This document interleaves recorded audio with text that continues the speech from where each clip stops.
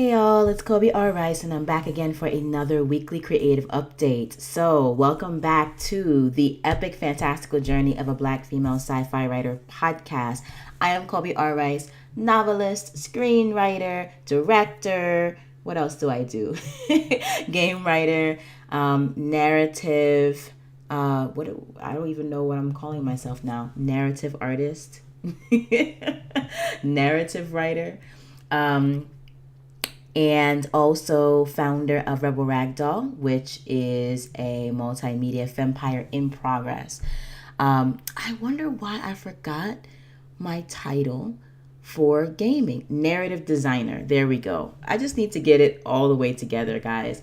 My confusion actually is not coming from a place of fatigue, although I'm a little sleepy, but in a good way. But it is coming from a place of extreme rest and chillaxness. So yeah, I'm in a much better mood and place than I was last week. And actually, if you guys remember, last week I told you guys to, no matter what is happening in your personal lives or artistic lives, to choose happiness. And just so happens that literally the day after I recorded that podcast, I took care of some things, and all the stuff, or most of the things that were happening in my life that were causing me like stress and drama, pretty much resolved themselves. And I was super excited and super happy. So right now I'm feeling super content, glad that I took my own advice, and I'm glad that it worked out. And yeah, so I am back to give you guys a really great update.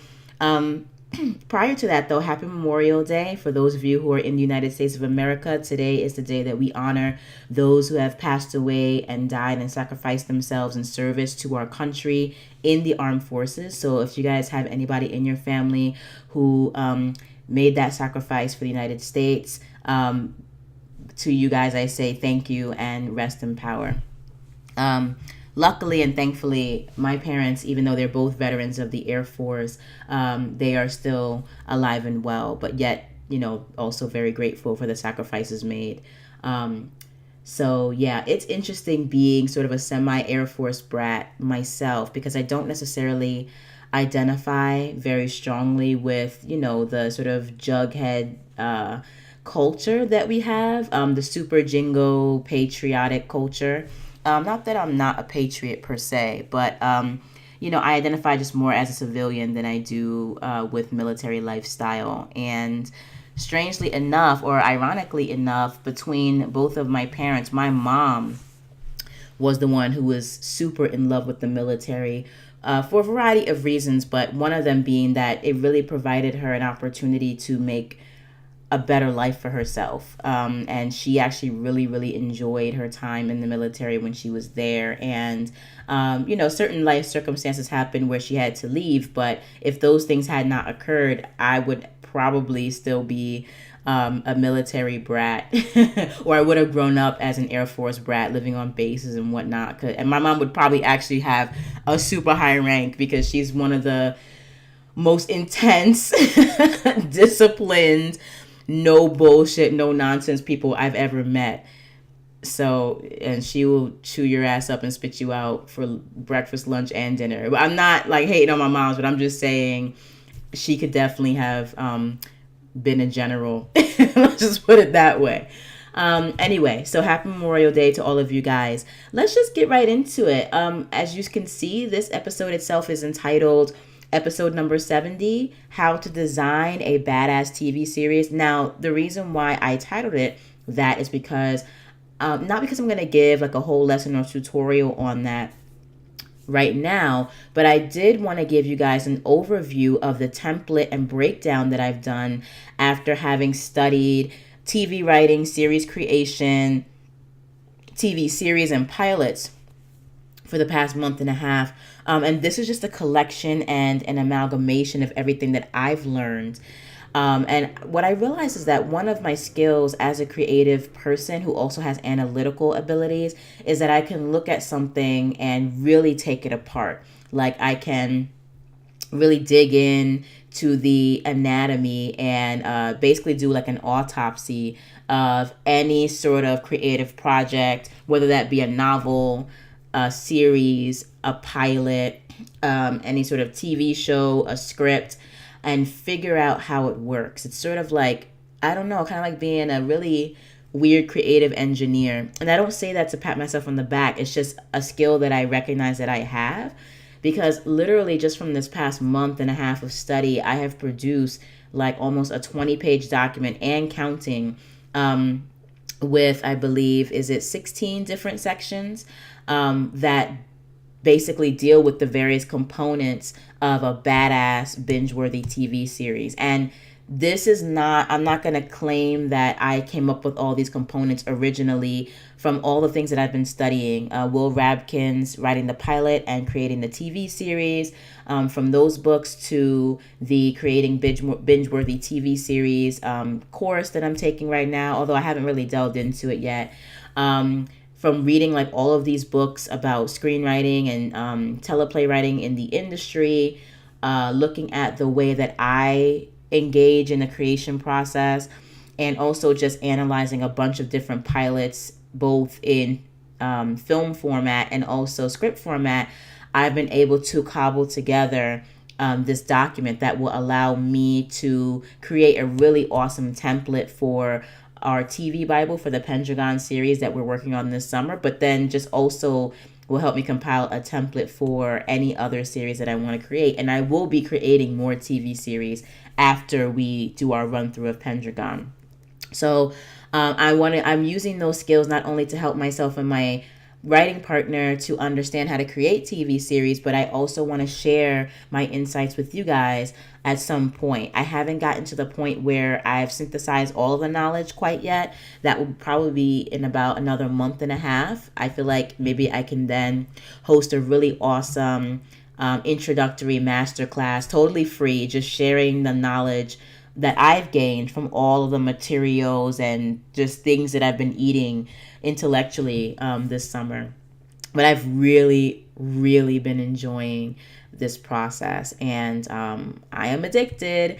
So that's basically been like a big part of what I've been doing for the past week, is just doing that analysis, reading, writing, taking notes, creating templates, etc.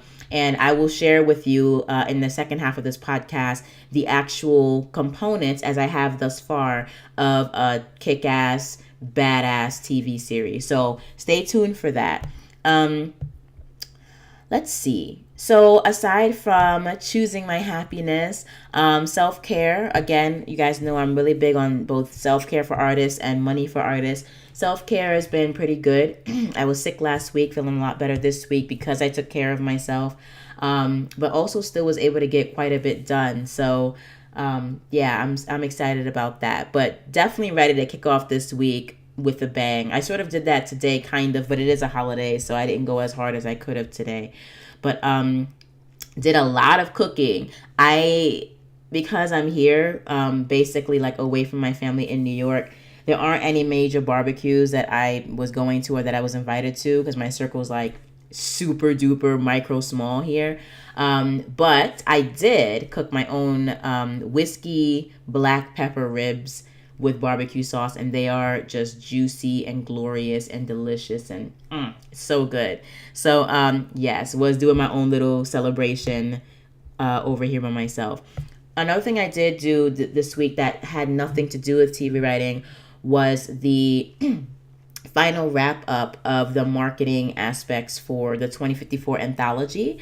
And I have to say that thus far, my ARC team and my beta reader team are really excited about what they're reading. We've already gotten 2 really great reviews from my team, and also feedback on the works from my ARC team, and they're steadily rolling in. So it's nice to have those reviews ahead of time. It's not, there's no onslaught. There's not like 100 reviews coming in yet, because not everybody has read it yet. It's only been a week since I sent the book out to people. Actually, it hasn't even been a week. It's been since Thursday that I sent the book out to people. So each week I'll be updating them and reminding them to get their reviews ready for the launch. But that's going really well. People are responding really well to the series. Surprisingly, people are really enjoying the Camille. So Again, I say surprisingly because I have extremely high standards for the kind of work that I like to put out in the world.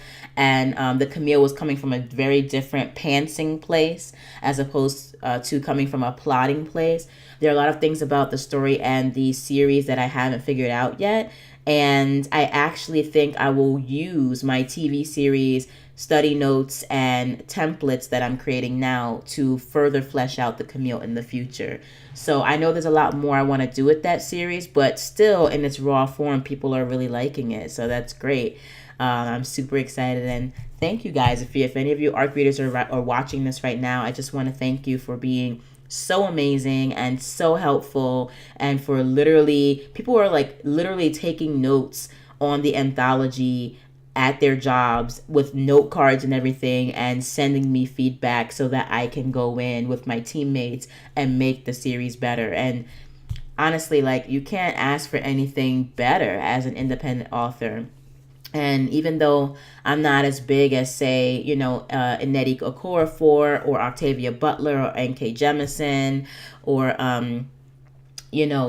Tommy Aladanoya. I think I'm pronouncing her name completely incorrectly. Sorry, boo. But the young, successful Black woman who just released Children of Blood and Bone. I'm not any of those people with I don't have the reader base that they do, but the readers that I do have are like incredible, and I'm just so excited. So so that's what's happening with 2054. It will be released Thursday, June 14th, and so you guys will know more about that. We do finally have a pre-order link and a buy link. It's also available not only for pre-order in ebook form, but also in paperback form. And as an FYI, just to remind you guys, our giveaway for the 2054 series is now officially open. And there is a chance to win a set of 15 paperbacks, including a free copy of the 2054 anthology in paperback as well. So if you're interested in getting some really amazing sci-fi, join up with the giveaway, share it virally on Facebook, Twitter, Pinterest, Google+, etc., so that you can increase the number of entries that you have available, so that you can increase your chances of winning. So I'll put all that information for you guys down below, and you can just check it out whenever you feel like it. But the marketing for that was also something that I was doing a lot of last week. So let's just get right into it. Honestly, that's because my deep focus is still very much on fleek and just, very laser focused right now. Again, I don't have a wide swath of things that I've been doing, but the few things that I have chosen to do, I have been able to do them and complete them at a higher level of quality, with a much higher level of speed and turnaround, and also with a much deeper level of analysis. And so the marketing was something that I actually was able to finish and get off my plate for this week. But then also the intense development I've been doing of the TV series, TV Bible templates, with some minimal work on the actual Pendragon series itself. But just as an FYI, as I think I told you guys before, my writing partner and collaborator and I basically are trying to simultaneously think about and brainstorm on Pendragon, as well as do our background research on Pendragon. But we're also trying to take this opportunity to learn about basically not only writing badass pilot scripts and series, but just creating them component by component. So it's sort of a dual class for us. We're learning about how to do the thing, which takes time and it takes effort and it takes a lot of lovely reading and writing and watching of TV, which I'm really enjoying. But then we're also doing and engaging in the creation process. And for us, at least for me, the creation process begins with research. And I'm going to also call this mastering the genre. All right. And so we're sort of in the research / mastering the genre phase of Pendragon, trying to figure out what's already out there and what's been done, what's been overdone, what people would roll their eyes at, what kind of perspectives were taken on all these different Arthurian legends, and what it is we can do differently with our series. And to be very honest with you, and I actually told my writing partner this as well, so I don't feel badly about talking about it on the podcast. I, after realizing how much was out there about Arthurian legends already, and that it was seriously done to death, I lost a lot of interest in pursuing Pendragon further. And I think at this point, I was considering simultaneously working on Pendragon, but also working on another series or a few other series that I have sort of in the ether right now and turning those into TV series. But I ended up deciding to just stick with Pendragon, one, because I do want to continue to practice my deep focus, but also whether or not we end up packaging and pitching Pendragon, it's a good lesson in how to take an entire concept from the idea stage and develop it all the way through to the creation stage, to the TV Bible stage, and to the finished pilot script stage. Because this is essentially like the test dummy of series creation for us. And once we use this course and these templates that we're putting together to create Pendragon, by the time we're done with that process, we would have basically refined and perfected the process, the templates, the filled in the gaps of the, say, different things we might have missed in the past on with regard to creating TV series, etc., etc. So Pendragon is actually a really great test subject in terms of developing our knowledge, but also coming out with a decent to really extremely well put together project in the end. And once Pendragon is finished, pretty much by the end of the summer, I will have the knowledge that I need and the templates and all the things that I need refined and perfected and honed to a T, such that I can just take my other properties on my project slate and then just develop series and TV Bibles around them. So I was considering dropping Pendragon, or at least putting Pendragon to the side and developing something that I'm more excited about. But I think I'm just going to stick with it as a good test subject, crash dummy subject right now. Put my all into it just because it's like my test dummy and I'm like not as amped about Pendragon as I was before. Doesn't mean that I'm not going to put the effort into it, but put the effort into it, really kick ass with it, have a really great, package for Pendragon by the end of it, take it all the way to pitch level where we're going to meet with producers and pitch it, and just for our own edification and for our portfolio, just have that available and just go through that process. And then when that's over the course of the school year, because I have way fewer classes than before and I'm pretty flexible now with my schedule, I'll be able to then take up another TV project, which will probably honestly be the Ezekiel series, the Time of Beast series, which is a survival horror TV series I'm thinking about creating, and maybe or another probably sci-fi cyberpunk series. I'm trying to decide between which one. All of them are really exciting to me. The Camille might even make it onto that slate. But as I told you guys before, because I'm doing deep focus, I'll be choosing only one come late August, early September. So stay tuned for that. In the meantime, let's get into the different components and the different stages of putting together an awesome, badass TV series and TV Bible. And let me see, I have how many stages here? 1, 2, 3, 4, 5, 6, 7, 8, 9, 10, 11, 12, 13, 14, 15, 16, 17. 17 different components / stages to creating a badass TV series. And I'm just going to gloss over them very quickly so that you guys can get an idea as to how I'm putting together this template. And you guys can also get a little teaser and taste of the masterclass I'll be putting together completely free of charge, just to share my knowledge much more in depth with regard to how to put together this TV series. So the first stage and the first part of a TV series and TV Bible for me is the research and mastering the genre stage. Mastering the genre basically means that you need to know every single piece of text and literature out there. And when I say text and literature, I'm drawing directly from Laurie Shear's terminology, because she is the one who wrote the book called The Writer's Advantage: How to Master the Genre That You Want to Write In, or something like that. I forget what it's called exactly. I'll put the title of the book and the link below. It's amazing. I love it. It really elevated my level, my knowledge with regard to how to master a genre. So, for example, we're putting together Pendragon, which is going to be an epic fantasy TV series based on Arthurian legends, right? So in order to really bring something new and fresh to the table and to understand how to put our own twist on Pendragon, we have to do the research. There's just no getting around that. We have to figure out not only what's already been done within Arthurian legends, but what other fantasy shows have been created in the past and have had good runs, and why.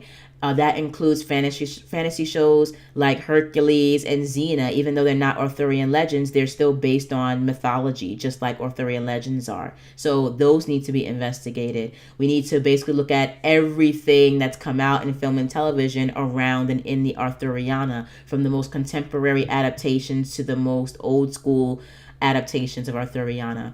We need to look at the most successful fantasy franchises, including Game of Thrones, which, although it's going off in 2019, and that's one of my favorite series of all time, having a fantasy show follow up to Game of Thrones is going to be extremely difficult, because Game of Thrones has raised the bar significantly, right? So doing the research, mastering my knowledge of the genre, and then figuring out from there what twists we can put on things that have already been tried, and what new fresh perspectives we can take is super important. So that's number one, research and mastering the genre. Number two, the second component, the second step, is to develop your concept, hook, and logline. You guys who are in the screenwriting and filmmaking industry probably know what all these things are. I'm not going to go into it because that's masterclass material, but that is the second step in my opinion. The third step, and a lot of this too, just FYI, just to remind you guys, was pulled from all these different texts that I'm reading right now. Another component is to look at the central conflicts of the story. That's a huge part of creating a really great television series. If there's no conflict, if there's no competing interest, if there's no opposition or oppositional forces, then I don't really know what we're writing about, honestly. So that's three. Number four, looking at developing theme and thematic questions. And Will Rabkin really has an amazing perspective on the thematic question in both the Writing the Pilot book and the Writing the Pilot, Creating the Series books that he wrote. And I think that he really has hit the nail on the head with his understanding that without a thematic question, you cannot possibly have a series that people care about. I read through his work and through his perspective on it, and I can't imagine how one can create a series without a thematic question and still have that series be meaningful or groundbreaking. Every single groundbreaking series that has gotten Emmys and Golden Globes and people are binging like crazy have had some really fundamental, amazing, nuanced thematic questions at the heart of it. At the heart of them. Breaking Bad, Mad Men, even Scandal, as melodramatic as it is, and I do love Scandal, has some interesting thematic questions. Game of Thrones has some really incredibly, it has several thematic questions because it's following different storylines.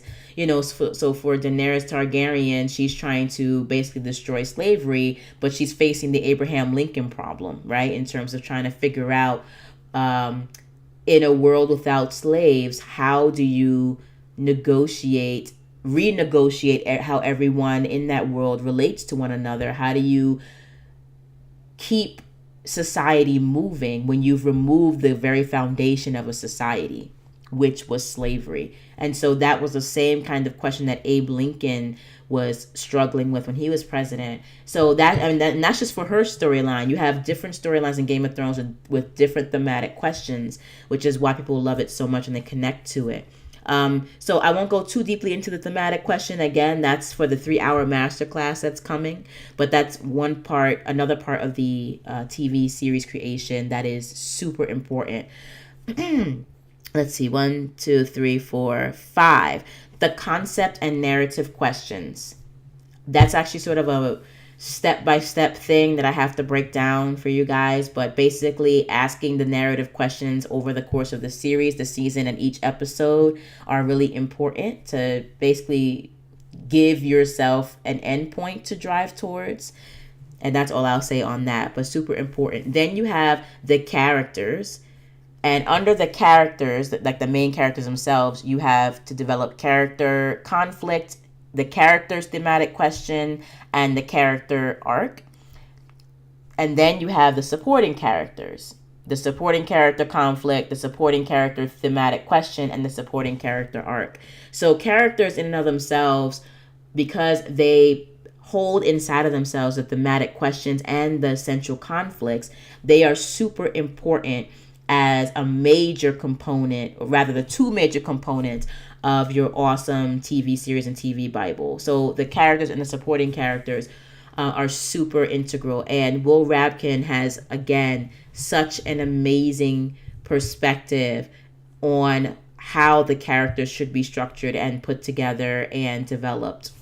Just hands down. I mean, the guy is just a genius, and he's going to make our TV series and TV Bible just badass. Thank you, Will Rabkin, if you're watching this, because he has some amazing insights that we definitely are integrating into how we're going to create our series. There's also obviously the world and setting, and that can be, sci-fi fantasy world and setting, which include like the actual geography, the political and socioeconomic ethos and the ether, the milieu, language, culture, if there's magic and science systems, hierarchical relationships, etc., etc. And for sci-fi, fantasy, and horror, those tend to be a little bit more involved because you're creating entire separate worlds. For more realistic dramas that take place in the real world, there's world and setting is still important. For The Shield, for example, it was super important to the story that that it took place in the worst parts of Los Angeles, because it's about a team of cops who are trying to beat the crime in the city, and it's everything about their area and their district is just totally messed up and horrible and crazy. And so the geography and the world and the setting of that is really important. So that's another component. Another component of a really badass TV series that people don't really consider as thoroughly as they should is include locations and set pieces. So you ask, like, what's the difference between the world and the setting as one thing and the locations and set pieces as another thing. The difference is that the locations and set pieces deal specifically with the practicality of shooting the show.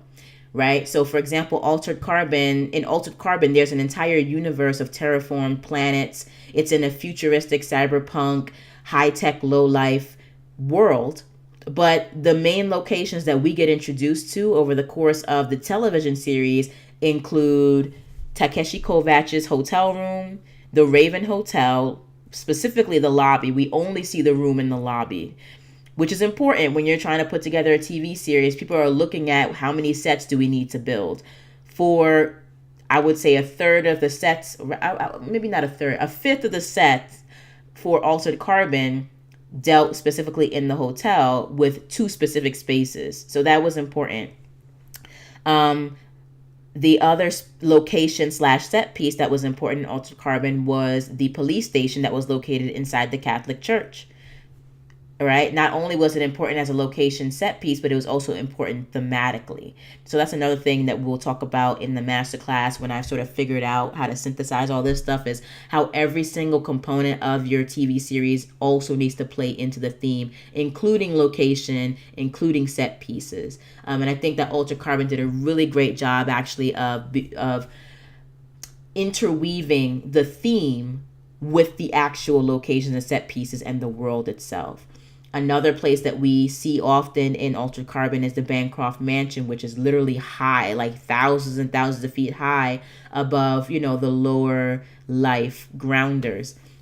Just so all these things are different locations and set pieces. You have to think about what are the actual sets that our characters or our actors, what are the sets that they will be acting in and sitting in and just dealing with throughout the course of the show.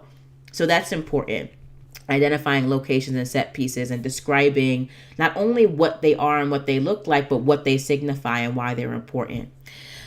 The next component, and these actual other components I'm going to talk about, the next, let's say,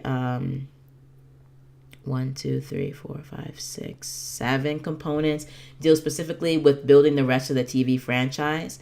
So the next component includes the type of stories that are told in your television series. For example, Scandal does not deal with poor people. It just doesn't. It deals with high-powered, upper middle class to super rich, super powerful, super elite people. Olivia Pope gets paid millions of dollars to go and fix the problems of senators, of ambassadors, of diplomats, of kings, of queens, of royal families, of the White House, etc. So the kinds of stories told are about the underbelly and the darkness that exists within this upper middle class, high-powered echelon of our society, right? Whereas Jane the Virgin, for example, the type of stories told are very relatable, down-to-earth, girl next door stories with a dash of a lot of really beautiful, Latin, Mexicana cultural influence, right? There's stories about motherhood. There's stories about, navigating life and about the unexpected. There's stories about being a woman as opposed to being a mother, or being both, and what does that mean? It's much more relatable, much more of the everyday sort. So you have to really figure out what your brand is when you're trying to tell certain kinds of stories, and figure out basically like what are those types of stories you're trying to tell in your series. Dialogue style, how do they speak? In Altered Carbon, it's very dark and gritty and basically fuck you and fuck everything pretty much, excuse the French. Whereas in Scandal, the dialogue style is very pithy, it's very melodramatic, it's very emotional, etc. Versus, let's say, Game of Thrones, it's very lofty, very regal, very dramatic, not melodramatic, but dramatic, and very tense. There's a sort of high level, a highly refined way of speaking. And the comedy is very high comedy. There's no lowbrow comedy. The comedy in Game of Thrones is for people who can intellectually understand banter and just a way of relating to people that's very sexy. It's like a sexy banter, basically, filled with danger and tension. So dialogue style is really important. We have to decide what the dialogue style of our series is going to be. Interpersonal relations. How do people relate to each other? In Scandal, pretty much no one is really to be trusted. So people, and basically there are always these power plays going on. So the sort of give and take and the stealing and the poaching of power is how people relate to each other in that world. Altered Carbon, people are very isolated and very oppressed. Again, high tech, low life, dealing with the sort of basest instincts of humanity: greed, sex, desire, etc. So people relate to each other in a very mistrusting way, in a very dark way, in a very isolated way, etc. So interpersonal relationships and how they're going to be reflected in your story are also important. Storytelling style. Do you have a voiceover narrator like in Jane the Virgin, or do you have a completely third person omniscient perspective like in Game of Thrones where they never break the fourth wall? Do they use a lot of flashbacks and flash forwards like in Lost, or do they only use flashbacks when absolutely necessary like in a whole bunch of other series, etc.? Narrative pattern. Now, this is another really brilliant perspective that Will Rabkin brings to the table with regard to understanding how to put together not only a series, but specifically an episode in your series. He uses Breaking Bad as an example of how an episode and its plot points tend to shake out. Walter White has to figure out how to grow his empire or get out of a situation. That's step one, right? That's step one in the narrative pattern. Step two, what he had if he's in danger, which he usually is, he has to end up doing something that makes him more evil than he was before. Okay, that's step two. Step three, basically his actions put him in an even tighter situation where he has to become more evil in the next episode in order to surmount the new challenges that come along with the consequences of his actions. At the same time, every time he has to do something more outrageous, more sinister, more evil, he also is simultaneously put in a position where he is going to potentially be exposed by his double life to his family, and more importantly, or just as importantly, to his brother-in-law Hank, who is like the lead nose on the methamphetamine drug business right now. And then we start all over again, and pretty much almost every single episode follows that pattern.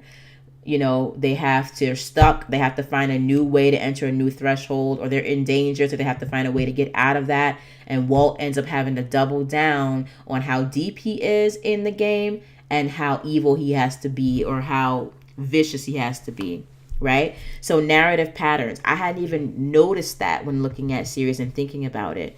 But Breaking Bad actually does this excellently, and I think it's definitely worth a more analytical perspective, just like Will Rabkin is taking. So that's another thing to think about when it comes to your series. Voice and mood. What is the mood of, say, Game of Thrones versus Altered Carbon? Both very dark, but dark in very different ways. Game of Thrones has like a sort of slower, more sinister darkness, where again these power plays are coming about, but everybody's very, very quiet about it. A lot of people move in silence in Game of Thrones, and you can't really ever tell what's gonna happen. Altered Carbon, on the other hand, the violence and the mistrust and the backstabbing is pretty obvious, and people wear that on their sleeves. People do not try to pretend really that there's something that they're not in Altered Carbon for the most part, which is ironic, me saying that, because everybody's changing bodies like it's changing a shirt.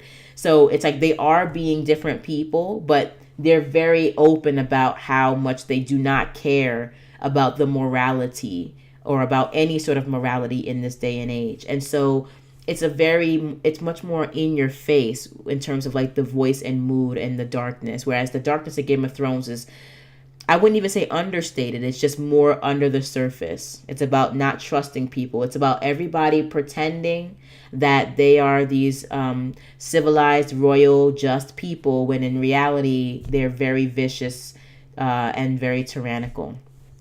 And then the final two components, which deal specifically with the episodes themselves, or your pilot, if you're just focusing on the pilot, are the pilot story, like what is the actual story from beginning to end of the pilot. And then a concept that I got from Shonda Rhimes' TV writing course, because I'm also taking that too, the plants and the payoffs for each episode, right?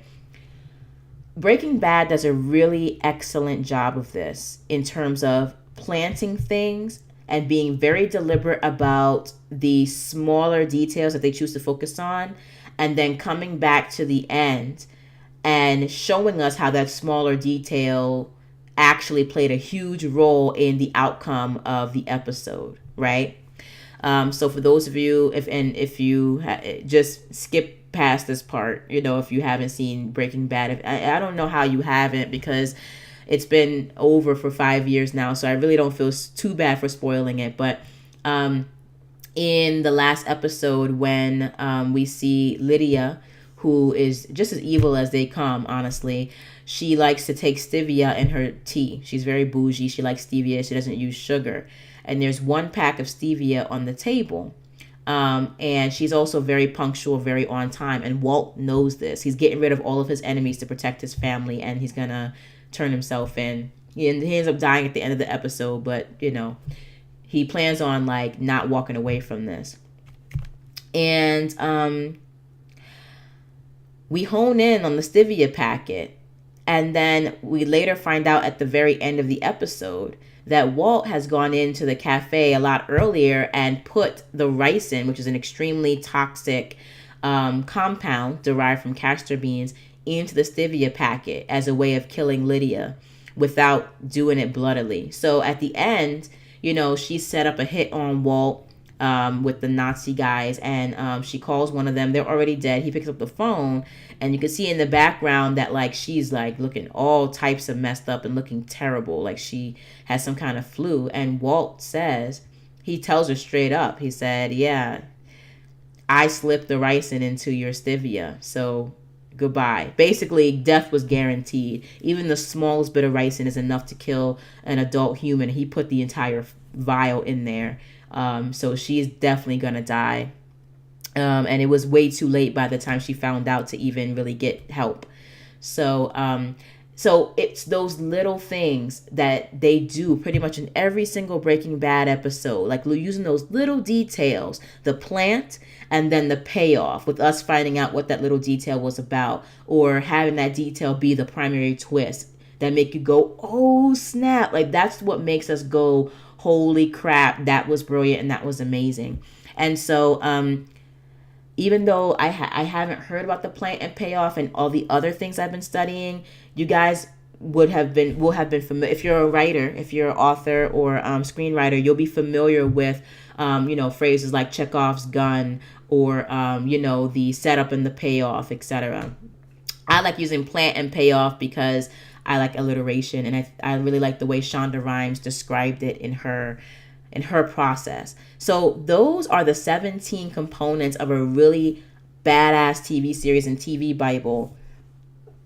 And if this list grows, I will keep you guys posted and updated on it. But I feel so excited and exhilarated and just amped about what I'm learning for this TV writing self-study course that we've put together for ourselves. And I really feel extremely confident that by going through each of these steps and developing each of these components to their fullest, that we are going to have a really amazing TV package. Even if Pendragon is not really something people are interested in, or we're not able to completely revolutionize the way that we tell this story, the point of doing the project is just to have a script done, have a TV Bible done, have a TV series created, have it as a part of our portfolio, and also we would have essentially used that project to master our skills. And so that's really exciting.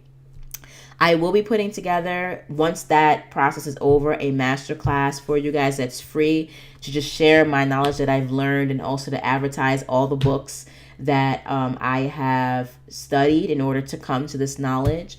And if I'm able to make the template more of my own, because right now it's just a combination of different people's perspectives. If there are things that I can do to make the entire template more of my own, I'll just add it in as like a free download or something. But I want to make sure that I'm not infringing copyright, that I'm not, stealing ideas. You really do have to, as an artist and as somebody who learns from other people, you have to come up with your own perspective on these things. But I suspect that by the end of this process, I will have done that. So stay tuned for that. That's coming not anytime soon, but maybe in a month or two. And I hope that you guys learned a lot about the basic components at least to put together a badass TV series. So I am out. I am going to wrap up my day with some writing, because even though I've been spending a lot of time on marketing and TV writing these past 2 weeks, it's really now about time that I get back to working diligently and daily on Hollow Point, as well as Rose and John Doe's. But I'm just going to focus, because I'm doing deep focus so well, I'm going to focus primarily on finishing out Hollow Point.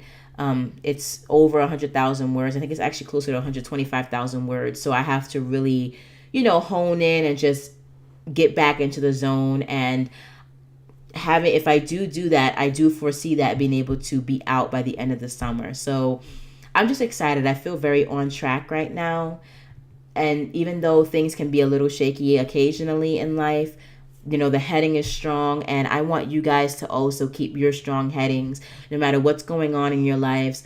Keep studying, keep, honing your craft, keep, developing your skills and building your knowledge. Keep taking care of yourselves. Keep writing, keep creating, keep being badass as usual. Just keep on keeping on.